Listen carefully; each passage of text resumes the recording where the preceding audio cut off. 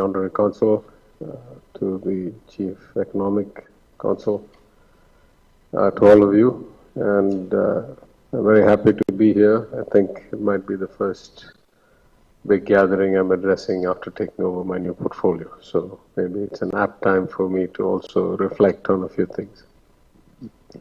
Since all of you have some experience in India, I won't go into the kind of India story, but I will try and make a distinction at the outset. What I think the strengths of Tamil Nadu are, and maybe what some of our limitations in the recent past are. Because our strengths are actually more than a century old. What separates us from most of the country, and just statistically, maybe I should just lay the template. If you look at India, there are 4 large, well-to-do, relatively developed states in India. That's Maharashtra, Tamil Nadu, Gujarat, and Karnataka. There are small, well-developed states. There are large, not developed states. But large, developed states, there are only 4. These are the large net contributors to the national exchequer, tax-wise, revenue-wise, and where the bulk of the economic activity happens. I think Maharashtra maybe 15-16% of the national GDP. Tamil Nadu will be about 10, 11. Gujarat roughly the same. Karnataka, in the ballpark. So between the 4 of us, we're probably 45-50% of the GDP of the country. What makes Tamil Nadu unique, even among these 4, is the kind of equitable distribution and participatory economy that we have. Relatively speaking, our Gini coefficient is about 10% lower than the other rich states.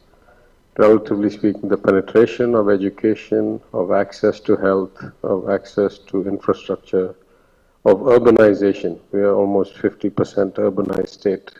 No other state in India, or at least large state, is of that scale. And all these are the consequences of over 100 years of a particular approach to development. Much more inclusive, one driven by social justice, one driven by education as the basis for growth. So back in 1920s, under the bicameral administration developed by the British called diarchy, legislation to provide compulsory education, or to require compulsory education for boys and girls, was enacted in 1921. So that's how far back. It's more than 100 years. So the good news is that we have the human capital infrastructure in place better than most places, most states, and definitely the national average. Additionally, our location, our history, our culture has been always kind of global. A lot of seafaring, a lot of trade. We have excavated now in a place near Madurai called Keeladi, and even further south in Tirunelveli, coins that are 800, 600 BC trade with the Roman Empire and so forth. So we were always a kind of globally focused society, or outward looking and willing to transact, and in fact in some cases conquer. As you may know, during the Chola period, the kingdom stretched all the way, Java, Sumatra, Kedah, all the way to large parts of Indochina. Of course, geographically, we're blessed with a coastline, with a lot of sunshine, with a lot of wind. So from an energy perspective also, we're in a very fortunate position. And lastly, I would say, because we have been relatively well-to-do for decades, our infrastructure at least at the basic level in terms of roads per square kilometer, number of airports, logistics hubs, things like that, is better than most places. That's the good news. I must say that nothing comes, all positive. Some of the negatives we've had, particularly in the last 10-15 years, the administration has been beset by political uncertainty, by some kind of litigation and some other situations, by the death of 2 of the senior leaders who had otherwise been the tallest for 30 years or so. And so a lot of this uncertainty, the lack of clear political mandates and leadership leads to a lot of policy paralysis. That's the lesson I take away. And so what had been a pioneering initiative in Tamil Nadu of the notion of creating a separate department for information technology, starting out with tidal parks and these kinds of shared investments in IT, ITES, we have fallen very far behind. So if you compare us to Bangalore or Hyderabad, or even in some cases Mumbai, we are very much underweight our potential in the sense that what such industries really need is human capital, class A office space and access to ports, airports, and a decent quality of life. We should have all of that ready-made, and relatively we have still fallen further behind our competitors. In the last, we started out compatible or equal, and then we started falling further and further behind. Part of that, I think, is, as I say, the political scenario, the lack of steady leadership, the lack of continuity in some cases. Part of that is that we don't do very well in terms of, the core responsibilities of government. The government itself was running hugely revenue and fiscal deficits, so our investment in infrastructure dropped. We didn't keep up. Our ability to do, incentives for industries fell behind because of our fiscal woes. And in fact, ease of doing business slowed, I would say aggressively slowed. And in my benchmark, the Gujarat of the former Chief Minister, current Prime Minister, was probably the case study for ease of doing business. There may be many other negatives for it. I'm not here to talk politics. But from the ease of doing business perspective, that was certainly, one of the kind of high watermarks of how easy it was to get something started, how well the red tape was unraveled or cut. And therefore, the acceleration of growth, just to give you a comparison, in 2011, we were about 11% of the country's manufacturing, and Gujarat was about 9. By 16, Gujarat had become 11 and we had become about 9. So basically, the scale had changed dramatically. And part of that, of course, was a different type of industry. Tamil Nadu has a lot more MSMEs, has a lot more manpower-intensive industries, and Gujarat has a lot more capex-intensive industries and a lot less MSMEs. So we're actually two substantively different economies if you compare Gujarat and Tamil Nadu. So we are where we are. I would say that from a fiscal perspective, we have corrected much of the errors of the last 7 years within the last 2 years that I was in the seat. We are within the compliance level of the Fiscal Responsibility Act, which is 3% GSDP, which should be our fiscal deficit. We are still not quite out of the woods. We are running about 1% revenue deficit, which needs to be eliminated, which will then free us up to do that much more, 1% more capex into our infrastructure and joint ventures and PPP.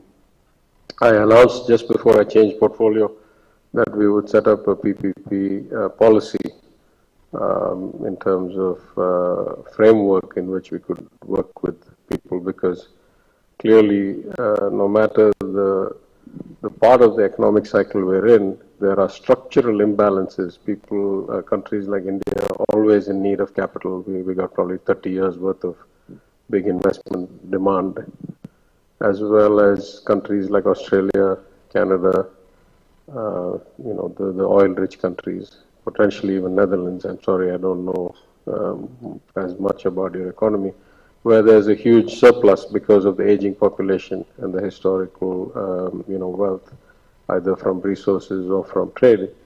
And so there's big investable pools of capital, in these countries, and they're always looking for long-term investments, duration assets, in the context of the global markets being quite volatile and interest rates basically being at unprecedented kind of levels. So, the dearth of stable 30-year bonds, shall I say, has driven a lot of that capital into infrastructure, 30-year, 20-year infrastructure projects. And that is actually a prime space for India in general, Tamil Nadu in particular. But moving more to my current portfolio, I think the great luxury of this portfolio it's called Information Technology and Digital Services. On the one hand, it is a transformative portfolio. We are in the middle of doing some very exciting things. We're laying fiber to even the remotest villages of Tamil Nadu under a project called BharatNet. We are probably restructuring our cable TV, government cable TV enterprise to do things like bundling of data plus VoIP plus TV, like the West has done, and probably make that a transformative, both social justice in terms of access for all to high speed, as well as inclusive to the remote rural areas. We are transforming the process of government to make it much more transparent. We have something called the Tamil Nadu e-Governance Agency, and we are trying to move as many of citizen services online, including we have announced from April 1st, all tenders, all government contracts and bids will now be only online, and make it more open to everybody, rather than, it's easier to rig a physical system and much harder to rig an electronic system. So there's still a bit of transformation going on, but where the real room for us, I think, is in trying to catch up with our counterparts, particularly in Bangalore and Hyderabad, not just in Chennai, but in places like Hosur and Coimbatore and Madurai and stuff like that, where really human capital is the core resource for this industry, for innovation, for technology, for IT-enabled services. It's really about human capital. And the great luxury we've had of 100 years of this kind of inclusive education-based growth has left us with a lot of educated young people. Just for benchmarking, the gross enrollment ratio in tertiary education in Tamil Nadu is above 50%. That means more than 1 in 2 people go into some higher education in Tamil Nadu. The national average is around 25%. And the second highest state after us, Kerala, is about 32%. So we're in a league of our own. Not all of them are great colleges. Not all of them are, putting people out directly employable. But in terms of, and I would put it a slightly different way, something like 88% or higher of girls the age of 18 have finished high school in Tamil Nadu. You compare that to even a state like Gujarat, which is an advanced state, the number is less than 50%. So we have huge participation of women in the workforce. There are many MSME owners that are women. There was a recent study that showed that 40% of all women who work in the manufacturing industry are based in Tamil Nadu. That's a remarkable statistic, partly driven by the phone manufacturers and the electronic industry and the leather and non-leather footwear industry, which are huge employers of women. But still, for 6.5% of the population, having 40% of the women engaged in manufacturing, talks a little bit about our unique talent pool and the breadth of it. So I think the last word I would say is really it's incumbent on us to make it much easier to do business, to bring transparency and speed of execution to people who are looking to do cross-border action. The global economic slowdown, which is a very high possibility, will be bad for us in some ways, but also will bring us opportunities in terms of large tech companies which never used to be cost sensitive before have started to become cost sensitive. I mean, people like Apple and Google didn't really care. Their profit margins were so high. They didn't really care about the cost basis. That's changing a bit. For the first time, as you've seen, there's been massive layoffs in those companies as well. There's a big shift. My friend and very intense competitor, KTR, has been on a tour of the US the last week or 10 days, and every day he announces another 5,000 or 10,000 jobs. Going to Hyderabad yesterday was State Street, an old client of mine from my investment banking days. We are talking to Bank of New York Mellon, which is, a close competitor. So, the more KTR does, the better for country. But, we think we can also now up our game to play in that league, which we haven't been, to be honest. And one other great luxury we have, the final word I'll say, is that there is a huge Tamil diaspora, particularly in the tech industry, particularly in the financial services industry. And as you know, the financial service industry is one of the biggest employers of tech and innovation, whether it's fintech or just core analytics or processing or money, anti-money laundering or any of these things. Huge employer of people in the tech industry. And my own experience over 15 years or so in that industry was that tens of thousands of jobs were created in India for such firms. So I think, you put all those pieces together. We're starting from a very low base, starting way behind where we should be. But in some ways, it's a very exciting opportunity because of all the reasons I said, the connectivity, the fact that we have the human capital. And if COVID taught us anything, it's that now, you can work from anywhere. And so most people would prefer to work from their homes or close to their families or to their societies. And I think that's a big advantage we have because the talent is sourced from here. And in fact, during the pandemic, we discovered quite the extent of Tamil techies in Bangalore because you had to get passes to cross state borders. And only then we realized how much of the Bangalore talent was actually originated from Tamil Nadu. So maybe I'll stop there.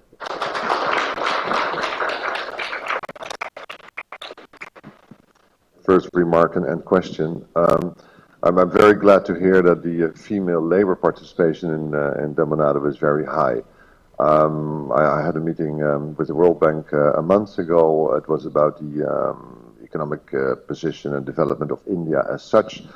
One of the big impediments, we have a lot of challenges in the country, economically speaking, but one of the big impediments for India to get its growth up above the 7-8% line is the female labor participation.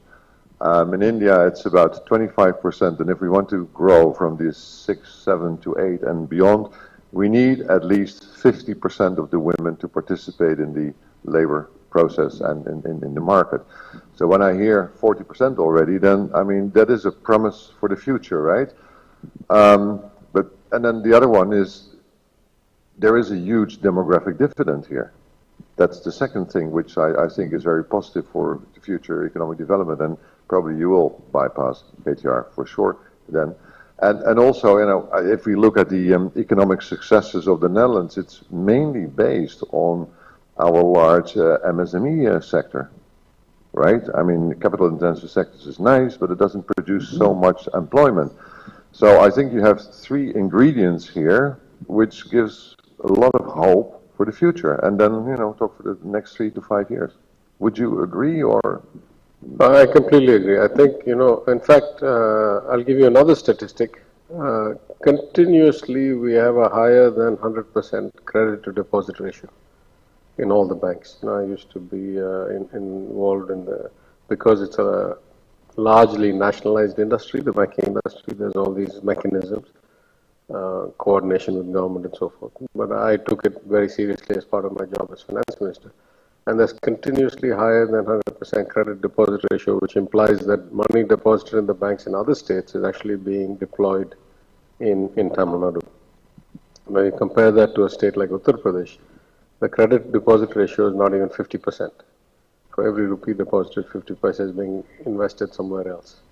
So that's a huge negative to them. It's not good for the country as a whole, but this fact that there's so many MSMEs, the fact that there's so many entrepreneurs, the fact that there is therefore a credit history and a reasonable likelihood of modeling risk and return is indicative of that. Now there are other states where the CD ratio is very high, like Andhra Pradesh, where it's like 145, 135%, but also based on a very low deposit base because of the high Gini coefficient. There are not a lot of people depositing money. So in Tamil Nadu, we have this one aspect, and also because of the lower Gini coefficient, the per capita consumption is very high relative to the rest of India. So we have a natural market here in terms of consumer goods and possibly services. So I think the ingredients are all in place, and really it's a question of ease of doing business, removal of a lot of the barriers, and transparency, getting people the comfort level. I must admit, at least the high-end IT and those kinds of jobs, it also has a lot to do with the quality of life. The quality of life is not just whether you have a decent housing market or access to water or power or nature, but in terms of social and cultural activities, we are far behind, I think. To be honest, the nightlife in Chennai, for example, is not of the caliber of Hyderabad or Bangalore, let alone Mumbai. So these are some of the things that we have to decide, are we really that cosmopolitan a society? And if so, then we got to adapt our models to suit that.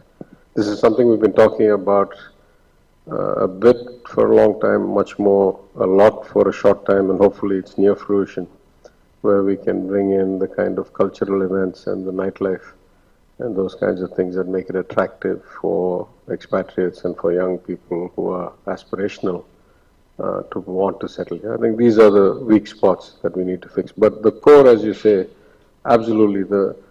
In fact, if you look at the high school graduation rates, there are more girls than boys graduating high school. Absolute number. I'm not, even the population is slightly more female in most parts than male. In my constituency, there are more female voters than there are male voters. This is very different from places in the north where the sex ratio is skewed significantly the other way. So, we have all the building blocks. We're in a good place. Now we have to actually deliver and execute. Good morning. I'm the Innovation Counselor, and thank you for these great insights and to hear about the ambitions of Tamil Nadu. On previous visits when we were here, we also heard about some concrete plans to get thought leaders, investments, new technology and innovation companies to the state. And one idea that I was quite interested about is these technology hubs. I think they were called ITNTs. And also this year we saw the first edition of Imagine, also this flagship event.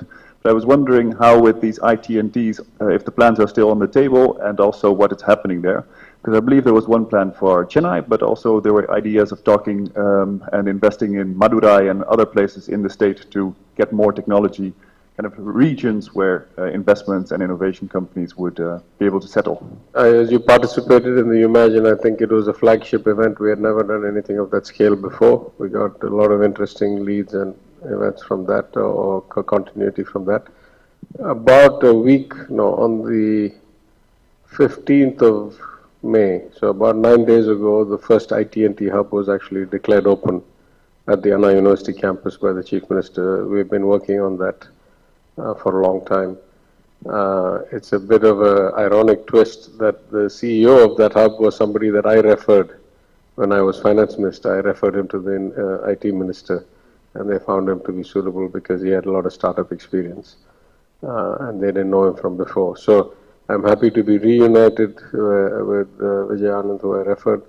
I think this is going to be a replicatable experience. We want to get a bit of momentum out of this one, and we'll definitely replicate them in other places, in Madurai, in Salem, in Tirunelveli.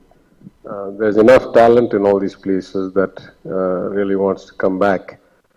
In fact, I'm quite surprised when I look at many of the big companies, just to name a few, JSW and Adani. The top management are all from the Thoothukudi region.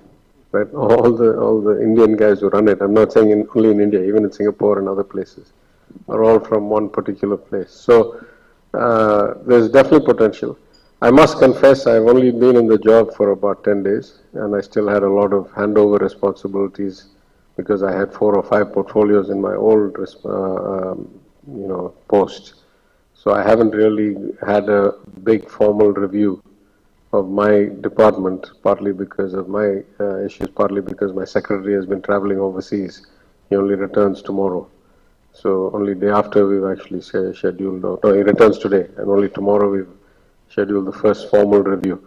But definitely, I think these are all easy ways for us to increase connectivity, increase exposure, increase the likelihood of something clicking, is these kinds of events and these kinds of hubs.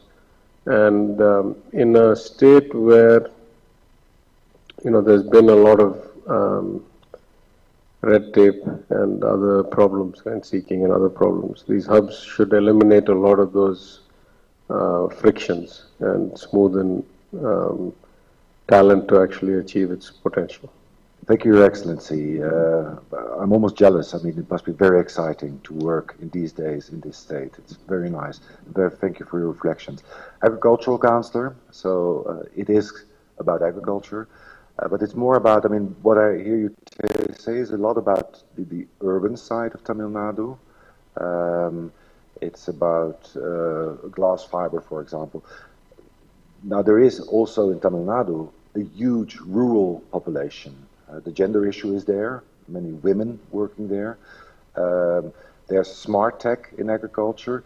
How, maybe some ideas that you might have some ideas on how to connect the rural to this booming urban situation.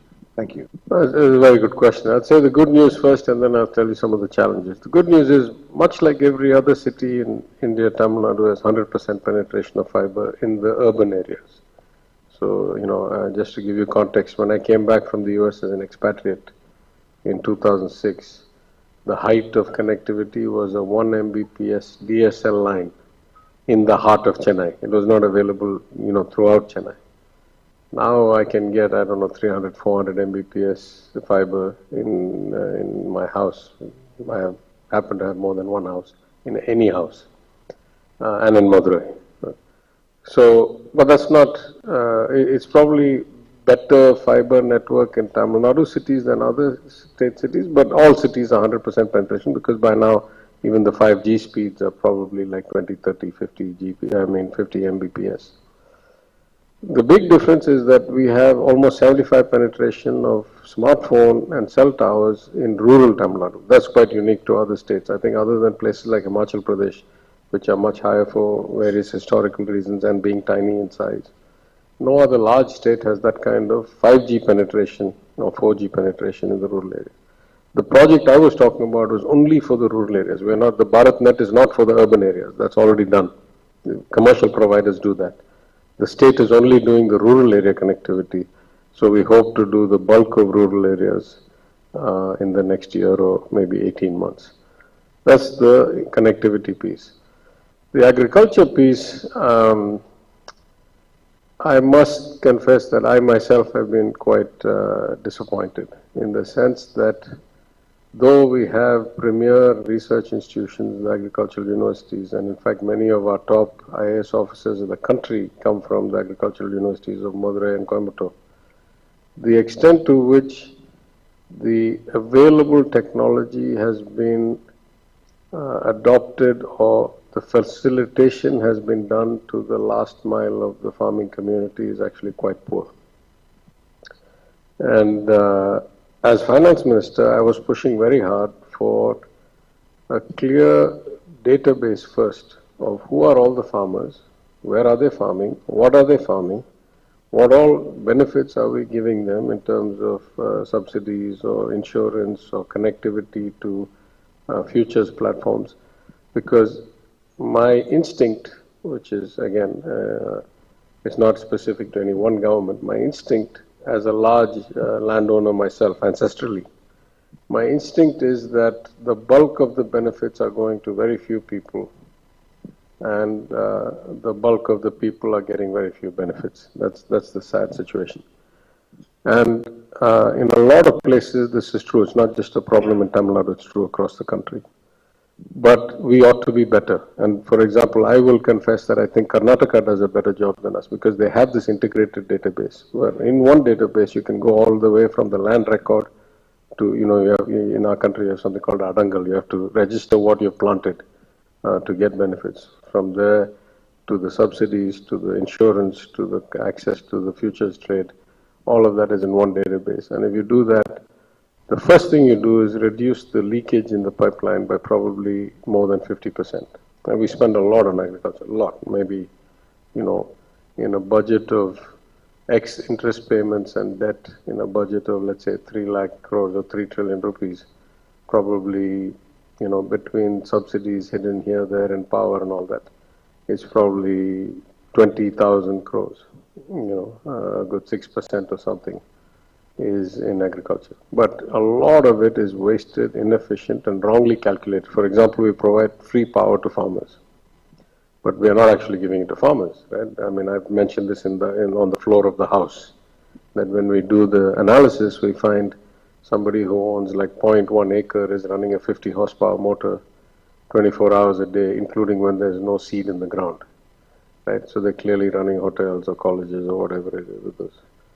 So, from my old job, I'll say that we are highly inefficient. From my new role, I will say that this translation of available technology, whether it is, micro automation for transplanting and things like that, which has actually evolved quite a bit back from a decade ago when I was still actively engaged in my own land, which I've lost connectivity with, to drone planting, to spraying, to optimization of fertilizer. The technology exists. I've seen demonstrations, and we have good models of facilitating FPOs, of cold storage in a shared capacity, etc. But if the goal, and really the only goal ought to be, in my view, the goal ought to be to make small farming economically viable. It's a very simple goal. If you make, every small farmer capable of making a decent living, then, of course it requires a lot to get there. But as long as we all agree that is the goal, then there's very clear paths of how to get from here to there. But in fact, there's a lot of deterrents put into the system because a lot of vested interests benefit from the broken system. But there's huge upside. The ratio of retail price to farm sale is perversely high. It's maybe 5x, 8x. There's something profoundly wrong in the system. There's a lot we have to do. I'm not sure I will be able to break the logjam as the IT minister when I couldn't do it as a finance minister, but I acknowledge there's a lot to do. Good morning, Honorary, now I even say it myself. Consul General for South India, based in Bangalore, but also covering Tamil Nadu. I actually have 2 questions. I'll try to pose them quickly. India has the ability to compete on a world scale on services level, especially in IT. Tamil Nadu also has this manufacturing base that is lacking in most of India. How do you see that could play a role in the future, also looking at companies divesting from China? What is your view that Tamil Nadu, the role Tamil Nadu could play? And my second question, in the Netherlands, of course, we're looking towards an economy for the future. Hydrogen, green hydrogen plays a big role in it. I know Tamil Nadu has big plans for offshore wind farming, also hydrogen. I know it's not your direct responsibility, but if you could say something about this. Thanks. Well, I'll say very quickly, we are happy that we have the manufacturing base and not the kind of non-labor manufacturing that happens in Gujarat, let's say, like refineries and things like that. We actually have auto manufacturing and other fabrications, electronics, things like that, which are relatively labor intensive. The problem with manufacturing, as you know, is that between intent and outcome is probably 18 months to 2 years. And that's assuming you have access to the land and it takes a lot to set the factory up, get it going, hire the people, train them, etc. So that kind of lead time is there. I think we have a lot of projects in the pipeline. We hope that they'll come to fruition. The luxury of having existing bases like Hyundai is now expanding its plant, Apple will expand. The Tatas are expanding, the shoe industry is expanding. So having somebody here is easier, they know what they're doing, they can expand. Altogether, greenfield, first-time investors, the lead time is quite high. So, we hope that it'll work out, but there's a lead time. The second question, we've already, I think, signed 3 MOUs for green hydrogen, all at relatively big scales, like subsidies of $1 billion plus for 3 different companies, where we're doing vast amounts of solar converted to green hydrogen. I think in one case it may be even green ammonia, I mean basically as storage. But till we see a couple of them come to fruition, it's hard to say, right? I mean, it's a promising technology. We have provided the incentives for it, like over a 20-year period, the subsidy. Let's see how it works out. And offshore wind, we're waiting for the government of India, because government of India has to first set the policy. You know, they've run some potential tender without actually framing the policy. So it's a bit, we're constrained because it's offshore. It's their regulation first, and we have to follow after that. Good morning. My name is Amlan Dora. Excellency, personally, it is such a welcome change for me to hear from a politician who doesn't sound like one. And no wonder, given your background. My question relates to somewhere with ease of doing business. When it comes to investment in a state, and then ease of doing business makes very much sense. I see pretty much every state welcoming countries, foreign companies with open arms. But that's not the only interface, of course, we have. Our foreign companies, our companies, Dutch companies, or any other foreign company would also like to do business with the state where we are offering solutions. And there we find a quite difficulty, and to make it very objective, the difficulty predominantly comes from the L1 versus the quality debate. There's quite a conflict, because on one side, India talks about aspirationally becoming the global manufacturing leader and also providing the best of the services, but then L1 kind of doesn't fit into that. As the government of Tamil Nadu, how do you see this going forward, the debate between L1 versus quality? Let me listen to the second question, because that's a question close to my heart, so I might speak for 2-3 minutes on it. Let me listen to the other question and answer that first. There was one more, somebody else was. Thank you, Minister, for your time. My name is Arun, and I represent the Netherlands Education Support Office. I just have one question. I'll make it quick. So I hope you all will agree with me that the AI is slowly taking over and replacing some of the so-called soft jobs in IT and associated sectors. And we are not sure about what kind of jobs will exist in the next 5, 10 years or 15 years. So being from the education, I'm curious to know how, as a minister or from the ministry, you're trying to bridge the gap between the academy and industry, or is there any joint initiatives between the education industry and the IT ministry to bridge this gap and the initiatives? I'd like to know. Thank you. Yeah, actually, there's nothing right now, but I will say one thing that's already in progress and one that I had decided to do. One is that the CM has this PET program for reskilling or upskilling called Non-Mudalvan, which was the gap that we thought between the college graduates and what the industry needed. We could see a clear gap. So it's very rare to find a market that's broken in both sides, right? Either you have too many people and too few jobs, or you have, too many jobs and too few people. Here we have too many unfilled jobs and too many people without a job. So we realized there was something broken in the market. There's a project driven out of the CM's office to do upskilling and reskilling and counseling at the school level and so forth to try and move people into the right professions, into the right kind of skills, into the in the near future. You have to catch them young. The part of the problem is that for us, we have a structural problem. The pace of enrollment in higher education has jumped so exponentially high in so little time that most of these young people don't have a college graduate or a professional in their family to advise them what to do or how to do it. So we got some unique structural problems. I won't even go into things like AI. I'd say broadly the market is inefficient and we're trying to fix those inefficiencies. Going back to your question about government services. So as long as I was finance minister, one of the key ambitions for me was to transform the way we did business as a government. There was so much inefficiency there. I've given you one example on the agriculture. So back in October, November 2021, I attended a CII-sponsored event to encourage startups, and I realized there were so many technologies that we could use as a government And so I brought in two innovations at that time. The first I said is that for innovative companies, tenders up to 50 lakhs would not have to go through a bid process. We could just do it directly because they had a unique solution that nobody else would do. And the second is that, so we gave them an exemption from the Transparency in Tenders Act. The second is that we ran proactive days. So every department of the government of Tamil Nadu was required to run a sell to government day.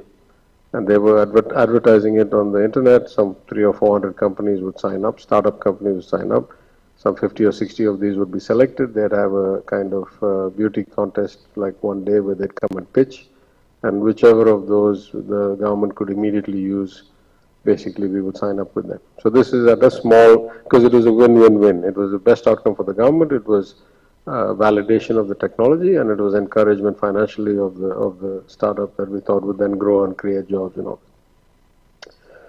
But one of the last things I did when I was finance minister, I announced that for any project that requires high levels of integration across the state, thousands of point of sale equivalent, like the public distribution system where we're checking everybody's fingerprint. Any system that has these characteristics that requires mass usage or application, thousands of points, endpoints, integration into the state data center, and some kind of what can I say, cyber security concern. All of these should not be bid on price alone. They should be bid on a QCBS, quality first. There was a lot of pushback. I don't want you understand what the pushback is from. Huge amount of pushback.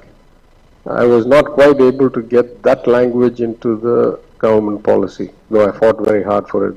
They gave me 1,000 excuses this way, that way, that way.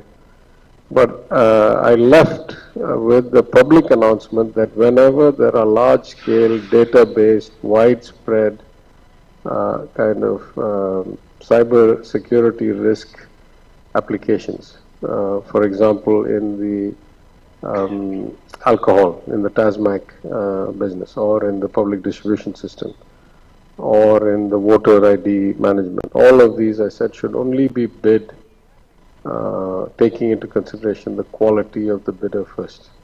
In fact, informally what I used to say was that I want a minimum of a TCS or a Infosys or a Wipro, because they're public companies, they have a track record, they have a reputation to protect, they get access to insurance. And for all these reasons, I only wanted companies like that to bid contracts of a certain complexity. I didn't want any kind of backdoor entrance. I was not quite successful in getting that implemented, but the problem is on my mind. I might be able to do something about it in my new role, because after April 1st we've gone to, this fiscal year we've gone to 100% e-tenders. And the risk, of course, if you're an e-tender and you have a broken or less than compliant process, is you leave behind electronic records that can come and haunt you if you were to be investigated 6 months, 2 years, 5 years down the road. So with that as the leverage and the hope that the e-tender rule will not be undone, I think there's things I can do in my new portfolio that will make it better, more transparent, and more room for quality bidders at an international, been there, done that scale to come and help us transform and run our government and our services better. I just want to make one pitch, if you don't mind. The Chief Minister has announced that in January 2024 we're going to hold a Global Investor Summit in Chennai.